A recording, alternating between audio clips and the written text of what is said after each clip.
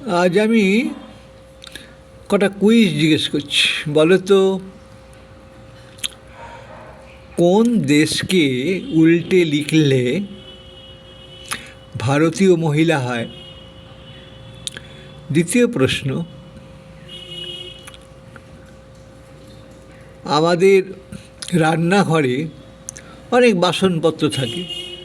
বলো তো, কোন বাসনকে উল্টে দিলে বা উল্টে লিখলে একটা দেশের নাম হয়? তৃতীয় কুইজ,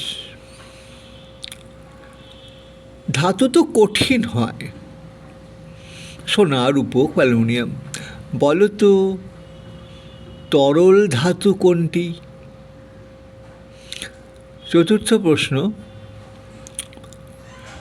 আমাদের চোখকে কবিরা কোন ফুলের সাথে তুলনা করেছেন এবং কিভাবে করেছেন? আজকের শেষ প্রশ্ন,